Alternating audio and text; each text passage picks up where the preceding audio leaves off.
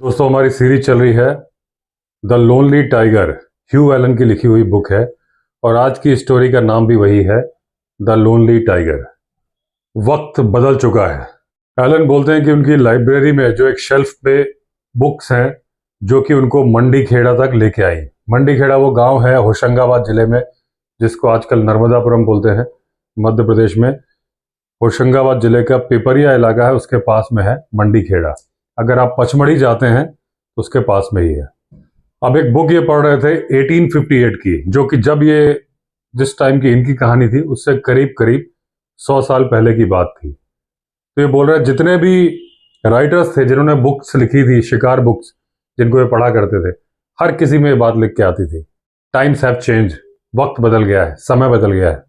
और ये तब होता था जब वो लोग शिकार बुक के राइटर जंगल में शिकार करने जाते थे, उन्हें शिकार कम मिलते थे, तो वो एक तरह से दुखी होकर विलाप करते थे कि भैया वक्त बदल गया है, अब वो दिन नहीं रहे जब हमें ऐसे शिकार मिल जाते थे।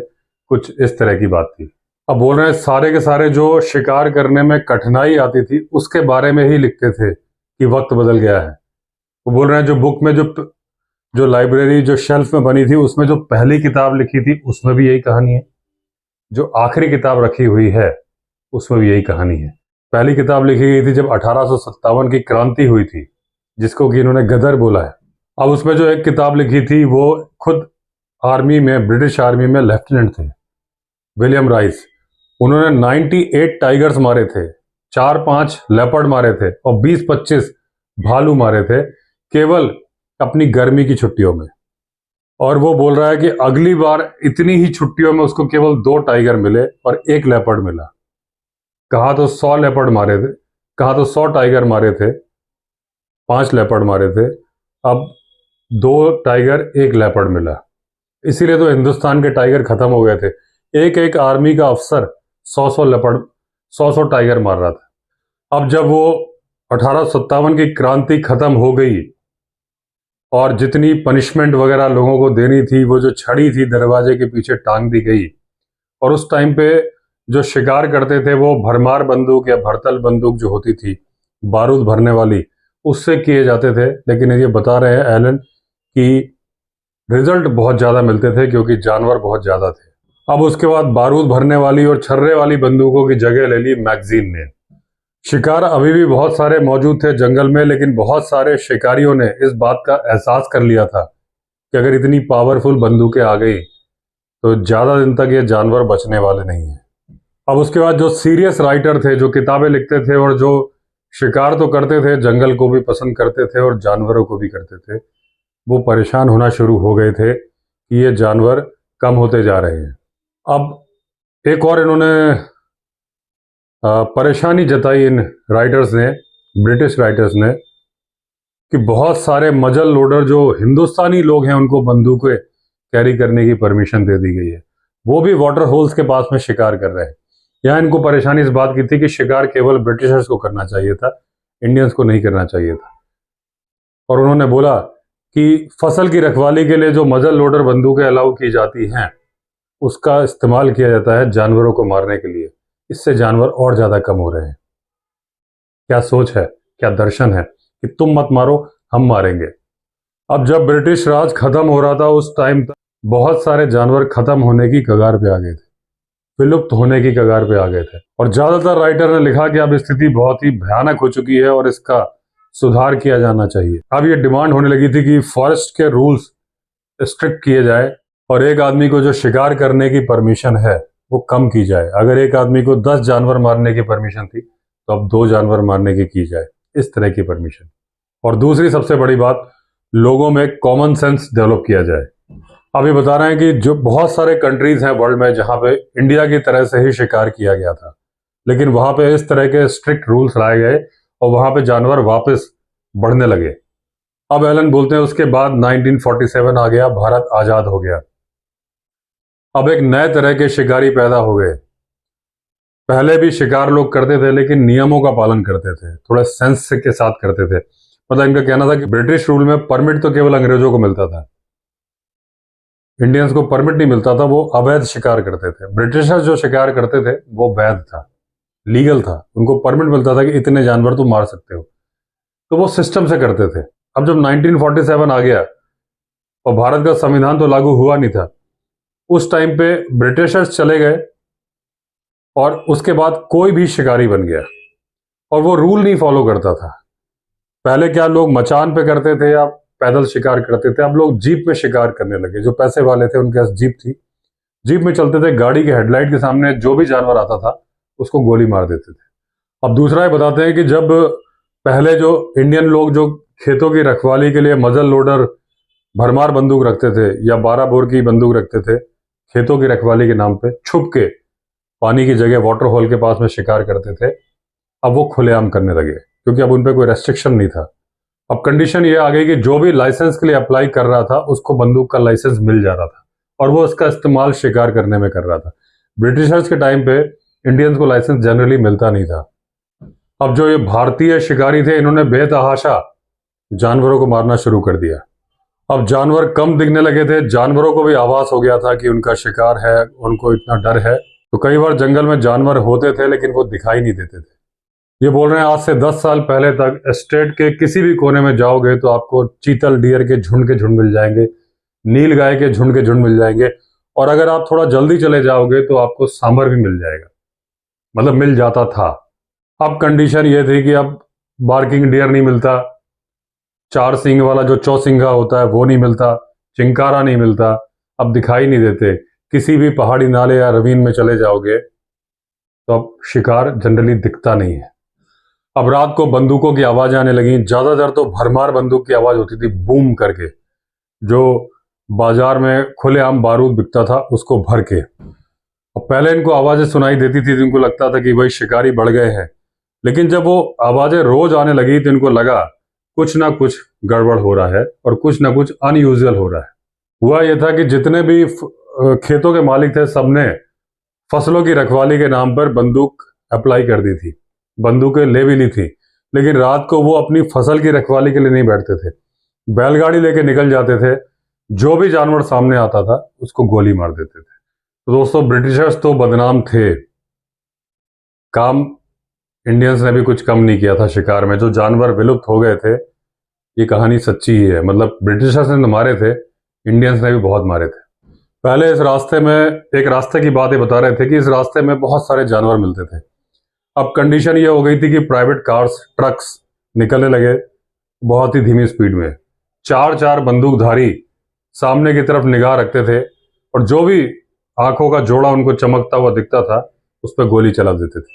अब ये जो शिकारी थे इनके पास बंदूकें भी बढ़िया थी, शिकार बहुत ही आसानी से मिल जाता था और पैसा भी बहुत आसानी से मिल जाता था जब इसकी खाल, स्किन, सींग, हॉर्न और दांत, नाखून ये बेचते थे।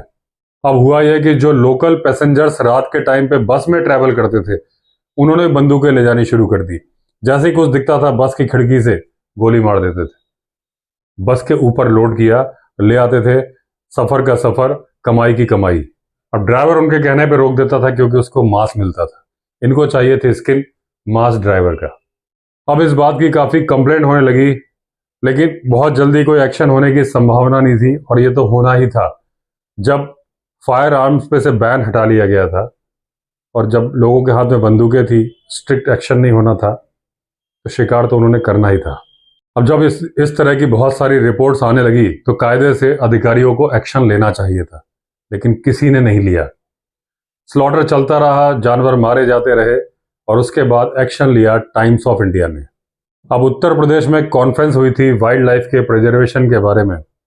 वहां पे जिक्र किया गया कि ये जो बंदूक के ट्रिगर पे उंगली रख के घूमने वाले शिकारी हैं, इन पर रोकथाम की जानी चाहिए।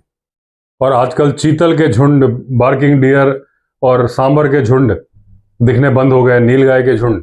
उसका रीजन जो यूपी के wild life warden, chief warden थे, उन्होंने बताया कि बक शॉट, मतलब 12 बोर की बंदूक में छर्रे, बहुत सारे छर्रे मार दिए जाते हैं झुंड की तरफ, तो एक गोली कई चीतल को मार देती है, कई सांबर को मार देती है, क्योंकि गोली मारी जो सामने आ गया वो तो उसी वक्त मर गया। छर्रे फैल के लगते हैं, जिसको लग गए वो भी आज नहीं तो कल मर जाएगा और बड़ी ही दर्दनाक मौत मरेगा। अब यूपी में एक डिस्ट्रिक्ट था लखीमपुर खीरी, वहां पे जंगली जानवर का शिकार का मांस ज्यादा बिक रहा था क्योंकि वो इजीली अवेलेबल था और जो शिकारी थे उनके लिए ऑलमोस्ट वेस्ट था क्योंकि उनको तो स्किन, नाखून, सींग से मतलब था।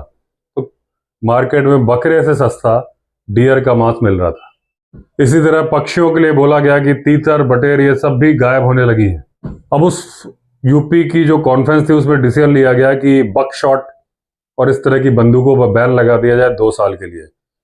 इस तरह की जो अवैध गतिविधियां चल रही हैं इनको रोका जाए। अब इस तरह के अमेंडमेंट करने का कोई बहुत ज्यादा असर नहीं होने वाला था, क्योंकि कानून तो किताब में पहले से था, आपने थोड़ा सा सुधार ही तो कर दिया था। उसको इम्प्लीमेंट करने की जरूरत थी, उन शिकारियों पर रोकथाम करने की जरूरत थी। इस बात की जरूरत नहीं थी कि आप बकशॉट यूज नहीं करोगे। पहले तो ये चेक करने वाला तो हो कि बकशॉट है कि राइफल है कि कौन सी बंदूक है। जब चेक करोगे तब तो रोकोगे। और असलियत थी कि ज्यादातर शिकारी सरकारी अधिकारी थे, और जो कुछ उत्तर प्रदेश में चल रहा था वही कुछ दूसरे प्रदेशों में भी चल रहा था। अब ये कॉन्फ्रेंस हुई थी नैनीताल में, क्योंकि नैनीताल उत्तर प्रदेश में ही आता था। और उस कॉन्फ्रेंस में कोई भी अधिकारी कोई सोल्यूशन नहीं बता पाया कि इस चीज को कैसे रोका जाए। अब जितने डिस्ट्रिक्ट ऑफिसर थे, डिविजनल ऑफिसर्स थे, पुलिस ऑफिसर थे, उन्होंने वहां पे वादा किया कि अपने सबऑर्डिनेट्स को वो प्रेशराइज करेंगे कि एक्शन लें और इस तरह से अवैध शिकारियों पर नकेल कसे। अब जो इनके स्टेट में भी थे, जो लोकल शिकारी थे, उनकी वजह से बहुत ज्यादा न्यूसेंस फैल रहा था। और एक दिन इनको एक लैगी मिला, एक बैलगाड़ी से उसका सामना हो गया, और एक सैमी बोल रहे हैं, इसके बारे में आप आगे भी इस कहानी में सुनते रहोगे। सैमी बार्किंग डियर था और लैगी एक 4 सींग वाला चौसिंगा था। अब एलन बोलते हैं कि ट्रेजेडी को छलांग मारते हुए देख रहे थे, मतलब इतनी तेजी के साथ ये घटनाक्रम शिकार वाला हो रहा था। और इनकी एक वुडन आर्म चेयर थी जो कि पूल के पास में लगी हुई थी, जो कि एक पेड़ पे ही बनाई गई थी, इस तरह की फोर्क पे बनाई गई थी। 10 साल से ये चेयर थी, और जो पूल था उससे करीब 30 फीट की ऊंचाई पर थी, और बहुत दूर तक नज़ारा वहां से दिखता था। एक तरह से मचान समझ सकते हैं उसको आप। और ये पूरा दिन वहां गुजारते थे, कई बार तो रात रात को भी वहां बैठे रहते थे और जानवरों को पानी पीने देखने, क्योंकि वहां से पूरा नदी का नज़ारा आता था, तो जानवर पानी पीने आते थे। और ये देख, इनको वाइल्ड लाइफ पसंद थी, तो जानवरों को देखा करते थे। अब जैसे ही गर्मियां खत्म होती थी तो ये जगह बेस्ट बन जाती थी रीजन की। ये जो गड्ढा था, जो पूल था, इसमें ही पानी रहता था, बाकी आसपास के सारे गड्ढे सूख जाते थे। अब इस साल क्या हुआ कि जो महुआ था, महुआ के पेड़ के जो फूल थे और वो फल थे, वो थोड़ा लेट हो गए। महुआ दोस्तों, उससे शराब बनती है। महुआ जब पेड़ से गिरता है तो भी आप खा सकते हैं उसको, और एक फल होता है और उसके आगे थोड़ा सा फूल भी लगा होता है, और उससे देसी शराब बनती है। और इसकी स्मेल बहुत दूर तक जाती है। अगर महुआ का पेड़, क्योंकि हमारे यहाँ एक बार सरकारी बंगले में महुआ का पेड़ था, बहुत दूर तक पूरे में स्मेल फैली रहती है उसकी, तो उसकी स्मेल अट्रैक्ट करती थी हर्बीवोरस, डियर वगैरह जितने जानवर थे, इवन वाइल्ड बोर। और वहां पे बैलगाड़ी लेके शिकारी, उनको पता था कि ये पानी का जो गड्ढा है ये इकलौता गड्ढा है, और इसके पास में ही महुआ के फल गिर रहे हैं, जानवर आएंगे और धड़ाधड़ गोली मार के एक तरह से पूरा खत्म करने लगे अवैध शिकारी जानवरों को। अब ये देखते थे कि छोटे छोटे छौने, जो हिरण का बच्चा होता है, वो अचानक से अकेले घूम रहे होते थे। थोड़ी देर पहले कुर्सी पे बैठे बैठे इन्होंने माँ के साथ देखा था, और एकदम आंखें चौड़ी करके जो चांदनी रात में वो ढूंढ रहे होते थे अपनी माँ को, और माँ तो आने वाली नहीं थी, वो तो शिकारियों की भेंट चढ़ गई थी। कई बार इसका उल्टा होता था कि माँ आ रही थी, आंखें चौड़ी करके अपने बच्चे को ढूंढ रही होती थी, लेकिन बच्चा तो शिकारियों की भेंट चढ़ गया था। अब कुछ मर जाते थे, कुछ घायल हो जाते थे, कुछ तो उस गड्ढे में ही गिर पड़ते थे, कुछ जिनको चोट लग जाती थी, गोली लग जाती थी, लेकिन वो मरते नहीं थे, चले जाते थे। लेकिन प्यास और कोई पानी का जरिया नहीं था, फिर वो प्यास उनको इसी गड्ढे पे खींच के लाती थी, और यहाँ बैठी होती थी मौत। और जो इनकी कुर्सी थी जहां ये बैठा करते थे एलन, वहां से कभी कोई गोली नहीं चलाई गई थी। और ये बात शायद जानवर भी जानते थे, क्योंकि ये पूल एक तरह से सेंचुरी था उनके लिए। लेकिन जो बैलगाड़ियां दूर बैठी होती थी, वो उस जगह को डेथ ट्रैप की तरह से यूज करती थी। एक रात थी जब ये कुर्सी पे बैठे हुए थे, और एक टाइगर का बच्चा कब वहां अकेले आया। बहुत यंग टाइगर था वो, और वो अपनी माँ को ढूंढ रहा था, जिसको वो कभी ढूंढ नहीं पाता क्योंकि माँ थी ही नहीं अब। और वो शायद अपने माँ को खोने का गम भूल चुका था, क्योंकि वो खुश नजर आ रहा था, प्यासा नहीं था क्योंकि उसने पानी पीने की कोई कोशिश नहीं करी, लेकिन जो आसपास पत्तियां थी उनमें खेल रहा था। अब उसको एक दिन पहले जब इन्होंने देखा था तो ये सोच रहे थे कैसे उसको पकड़ लूं, जब उसकी माँ अब उसके एक भाई के साथ में थोड़ा साइड में चली गई थी। उसके बाद इन लोगों ने पानी पिया और फिर जंगल में वापस चले गए थे। अगले दिन सुबह ये जल्दी से पहुंच गए उस अपनी चेयर के पास, क्योंकि बच्चे बहुत छोटे थे और माँ कोई बहुत दूर से नहीं ला सकती थी इन बच्चों को। तो ये समझ गए कि इनके छिपने की जगह जो है वो इस गड्ढे से कोई बहुत ज़्यादा दूर नहीं है, तो ये लोग वापस इस गड्ढे पे सुबह आएंगे। क्योंकि काफ़ी चांदनी रात थी और इनको लग रहा था कि सुबह वो कभी भी आ सकती है, तो इन्होंने बिम्बो को लिया और अपने सिर के पास में उसको बांध दिया और बैठ गए। बिम्बो एक मेल लंगूर था जिनका पालतू था, और वो चिढ़ता था सभी बड़ी बिल्लियों से, तेंदुए, शेर वगैरह से, और इसीलिए इस बिम्बो को सभी लोग पसंद करते थे। रीजन कि जहां भी इसको लेके जाओ, जैसे ये टाइगर को या लेपर्ड को दिखेगा बहुत जोर से पूरे अपने फेफड़े बाहर करके समझ लो चिल्लाने लगता था, और डांस ऐसे करता था, पेड़ में इधर से उधर कूदता था जैसे उसने दारू पी रखी हो। अब जैसे ही वो टाइगरस नजर आई 9 बजे के आसपास, बिम्बो ने अपनी हरकत शुरू कर दी, लेकिन इस बार उल्टा हो गया जो उन्होंने सोचा था। क्योंकि टाइगर का साइन इनको मिलना था, लेकिन जैसे उसकी हरकत देखी टाइगरस ने मुंह उठा के देख लिया और कुर्सी में ये नजर आ गए एलन। उसके बाद वो 2 महीने तक नहीं आई। अब ये घटना काफी पहले की है, तो जब ये तीनों दिखे थे तब इनको उम्मीद नहीं थी कि वो यहाँ पे आएंगे, क्योंकि उसने आना जाना यहाँ कम कर दिया था, थोड़ी दूर पे बच्चों को पानी पिलाती थी। अब ये आखिरी मौका था जब उस टाइग्रेस को इन्होंने जिंदा देखा था।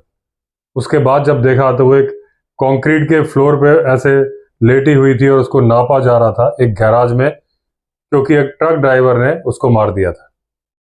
अब जब इन्होंने उस टाइग्रेस को देखा था इस हालत में, तब ये जबलपुर जा रहे थे कुछ काम से। अब इनको 3 दिन का कोई अर्जेंट काम था और ये उसको कैंसिल नहीं कर सकते थे, वरना ये वापस गाड़ी मोड़ के जाते उन बच्चों की तलाश में। अभी सोच रहे थे कि जिस वक्त इनकी उन बच्चों की माँ पे हमला हुआ तो क्या बच्चे माँ के साथ थे या किस्मत से वो अलग हो गए थे। क्या पता उनको भी गोली मार दी गई हो, क्या पता उनको भी पकड़ लिया गया हो। उनको पकड़े जाने की संभावना ज्यादा थी, क्योंकि टाइगर के बच्चे यानी कि शेर के बच्चे बहुत बड़ा प्राइज होते हैं, बहुत ज्यादा कीमत मिलती है, और उनको पकड़ना इसलिए मुश्किल नहीं होता कि वो वहीं घूमते रहते हैं जहां वो अपनी माँ के साथ आखिरी बार थे।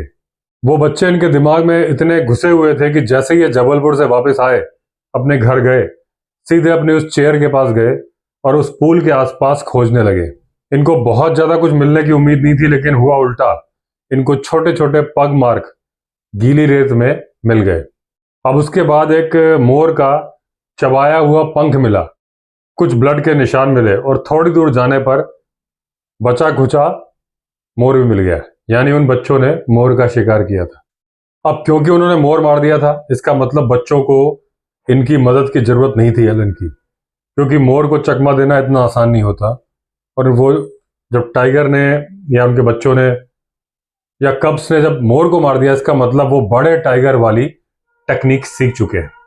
तो उन बच्चों को आसानी से खुले में छोड़ा जा सकता है या उन्हें खुले में घूमने दिया जा सकता है।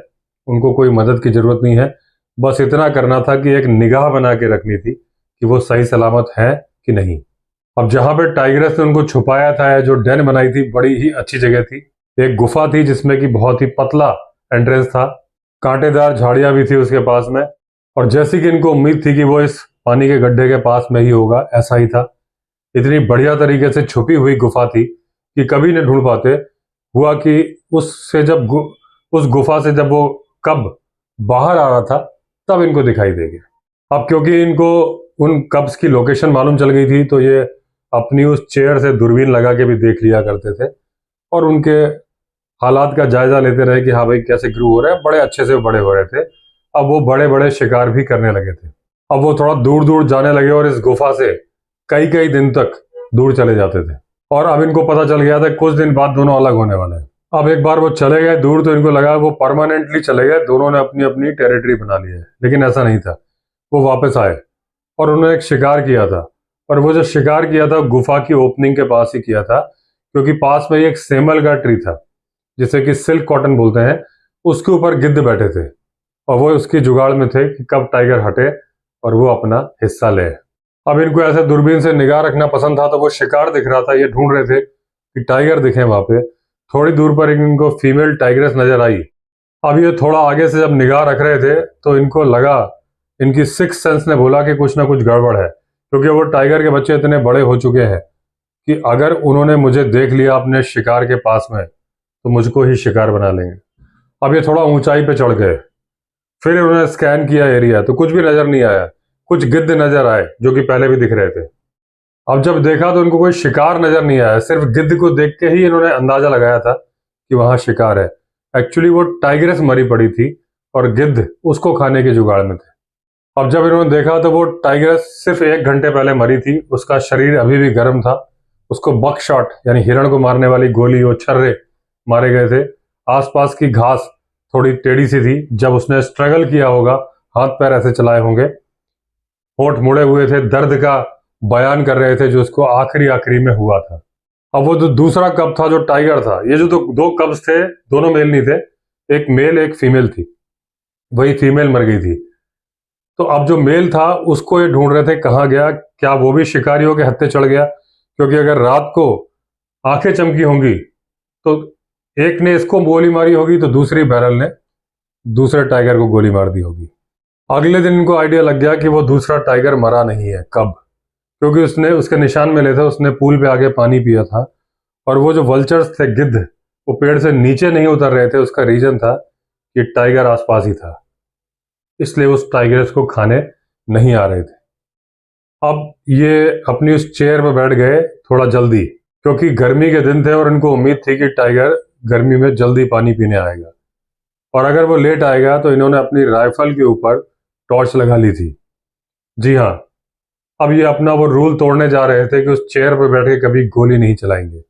इनको लग रहा था कि वो टाइगर घायल होगा और दूसरों के लिए खतरा बन जाएगा, इसलिए उसको गोली मार देना ही ठीक है। अब वो जब चेयर पर बैठे तो इनको मौसम की वजह से नींद आ गई, और करीब 5:30 बजे शाम को उठे, जब ये सपनों की दुनिया से बाहर आए और इन्होंने आंख खोली, देखा तो पानी के दूसरी तरफ टाइगर था।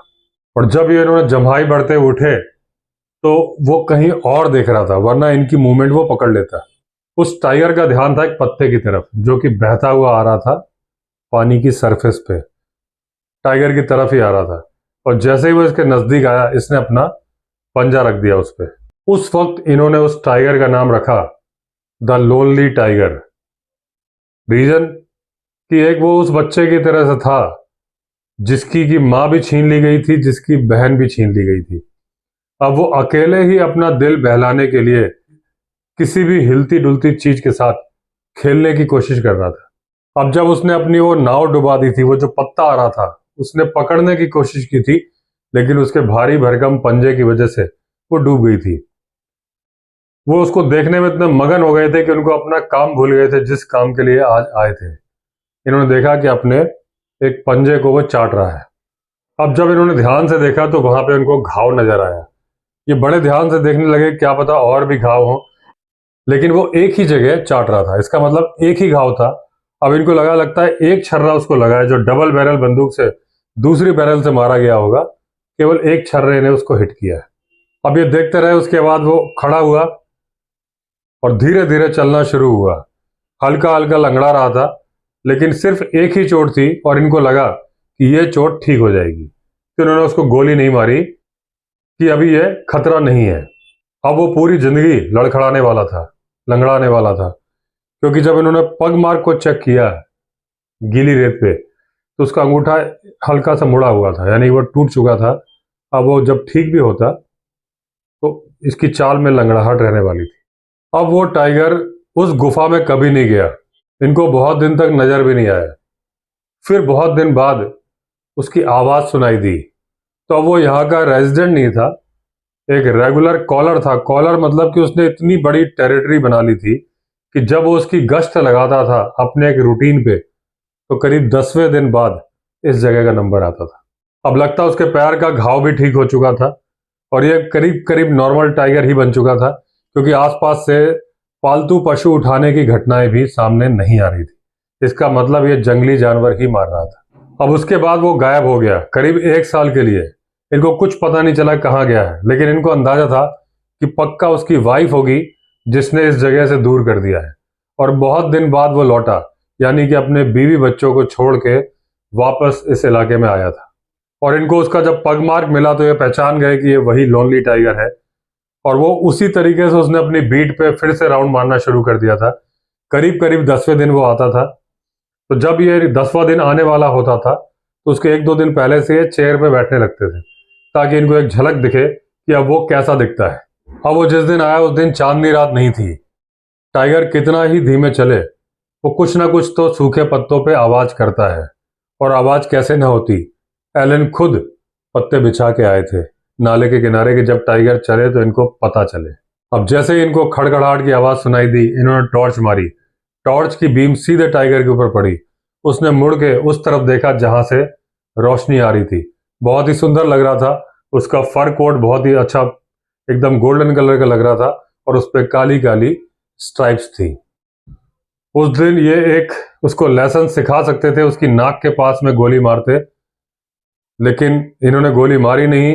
और तब इनको भी नहीं पता था कि समय रेत की तरह से फिसलता जा रहा है और इस टाइगर की जिंदगी में अब केवल 8 दिन बचे हैं।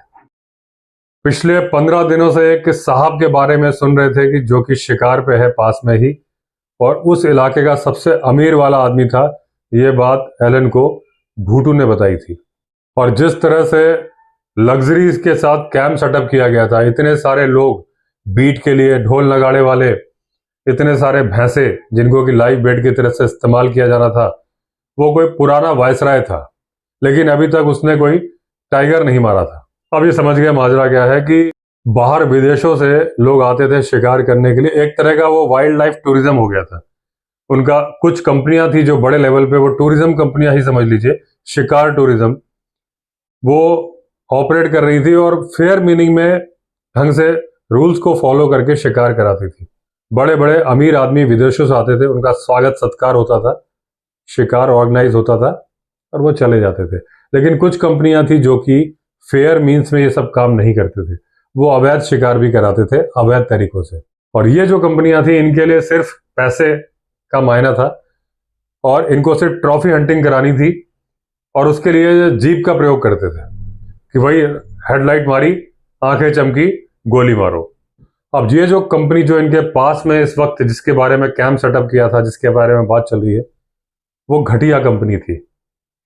और एक बार जो उनके क्लाइंट्स आए हुए थे, उनसे इनकी मुलाकात हो गई एलन की। वो साउथ साइड से गई थे, अमेरिका साइड से, और उनकी जो इंग्लिश थी वो उसका एक्सेंट अमेरिकन एक्सेंट था। और वो बड़ा दुखी था कि यहाँ पे आसपास कोई टाइगर नहीं है। इसके पहले वो अफ्रीका से होके आया था, जहां हर झाड़ी पे जानवर पैदा होता है। तो वो एलन से पूछ रहा था कि क्या वो अपनी एक टाइगर की खाल उसको बेच सकते हैं, ताकि वो ले जाके दिखाए कि उसने मारा, क्योंकि उसको एक भी टाइगर नहीं मिला है। लेकिन अभी वो शिकार खत्म नहीं हुआ था और ये जानते थे कि जो वो घटिया कंपनी है, वो उसने अच्छे खासे पैसे चार्ज किए हैं, और वो जानबूझ के टाइगर नहीं दिखा रहे हैं कि वो दिखाएं कि उन्होंने बड़ा स्ट्रगल किया है टाइगर को ढूंढने में। इसलिए वो पहले वो जो तरीके थे, नॉर्मल तरीके शिकार के, मचान और वही सब ऑपरेट कर रहे थे। और जब उन सारे तरीकों से नहीं मिलता तो वो आसान तरीका इस्तेमाल करते, रात को जीप लेके निकलना। अब उस रात जीप आधी रात को निकली।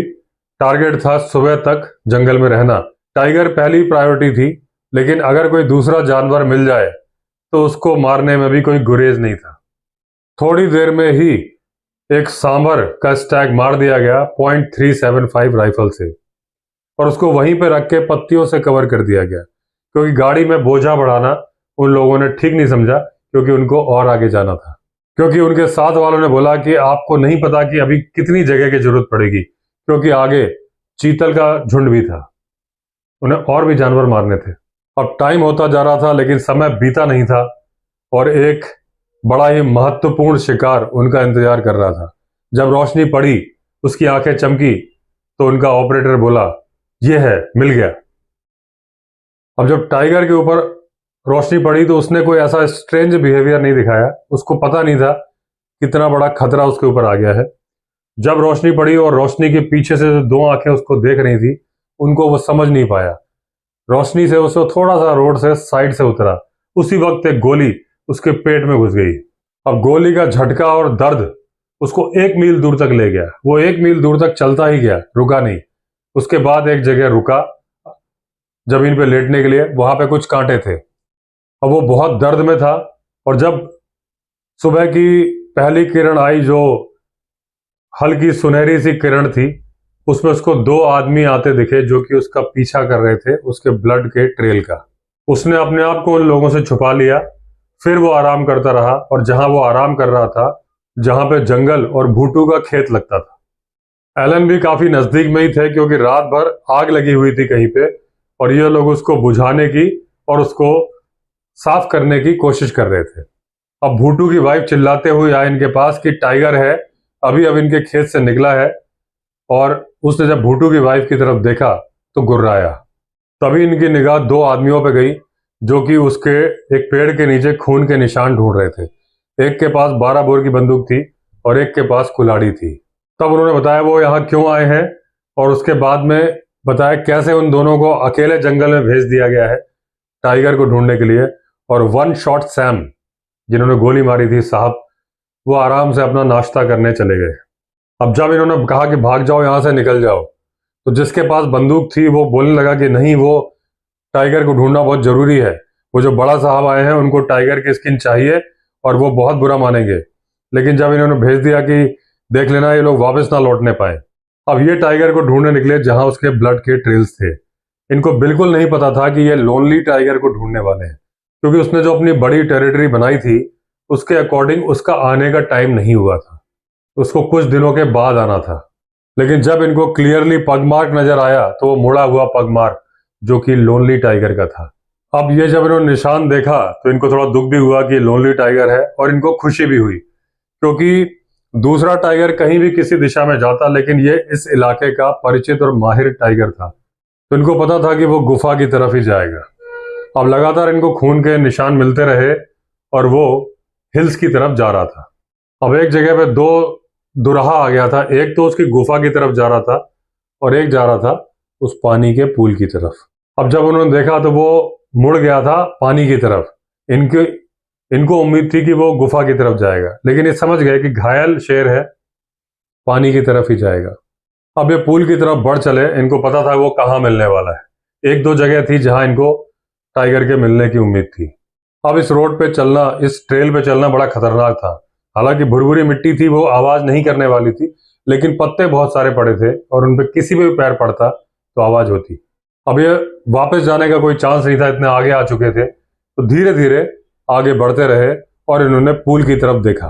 अब इन्होंने ग्लिम्स मारा तो देखा तो जो गड्ढा था, पूल था, वहां पे टाइगर नहीं था। लेकिन अचानक से इनको लगा कि ये क्या क्रॉस करके आए हैं। देखा तो एक जगह पे पानी हिल रहा था और कीचड़ था, पानी मटमैला था, यानी टाइगर अभी अभी यहाँ था। इनको देख के जगह छोड़ के चला गया। अब वो सूखी रेत पे गया था और उसके पैरों के गीले गीले निशान साफ नजर आ रहे थे। अब वो जो निशान इन्होंने देखे तो वो छुप नहीं रहा था, वो सीधे सीधे लड़ने के मूड में था। और वो ऐसे चल के आया था कि अब जो भी धमकी देने आ रहा है या जो थ्रेट है उस पर अटैक करना है। और जहां ये खड़े थे वो टाइगर इसके आसपास ही कहीं था और इनको देख रहा था। अब बिल्कुल ये शांति के साथ सुनने लगे कि कोई सी भी आहट हो, क्योंकि चार्ज किसी वक्त भी टाइगर इनके ऊपर कर सकता था। अब आहट के नाम पे केवल इतना होना था कि एक झाड़ी के पत्ते सरकने की आवाज होनी थी और फिर तेजी के साथ तूफान की तरह से टाइगर इनके ऊपर आता। अब इनको आंख के कोने से नजर आया वो एक सागवान के पेड़ यानी कि टीक के पेड़ के पीछे करीब 20 गज की दूरी पर था। अब जैसे इन्होंने साइड के कोनों से देखा था, इमीडिएटली इनकी आंखें सीधी सीधी टाइगर की तरफ चली गईं, लेकिन ये देर कर चुके थे। अब मौत टाइगर की आंखों में बैठ के इनको देख रही थी। अब जैसे इन्होंने टाइगर की तरफ देखा था, इनको अपनी धड़कन सुनाई दे रही थी और उसी वक्त बंदर ने चिल्लाना शुरू कर दिया, कॉल करनी शुरू कर दी, जिसकी कि अभी अभी निगाह उस टाइगर के ऊपर गई थी नाले की तरफ से। लेकिन उस वक्त बंदर को भी नहीं पता था, इनको भी नहीं पता था कि द लोनली टाइगर मर चुका था। तो दोस्तों, इस तरह से अंत हुआ लोनली टाइगर का और इस कहानी का। हमारी अगली कहानी होगी द मिडनाइट एनकाउंटर। दोस्तों, अगर आपने चैनल सब्सक्राइब नहीं किया है तो चैनल सब्सक्राइब कर लीजिए। चलिए फिर मिलते हैं अगले वीडियो में, तब तक के लिए all the best. Vande Mataram.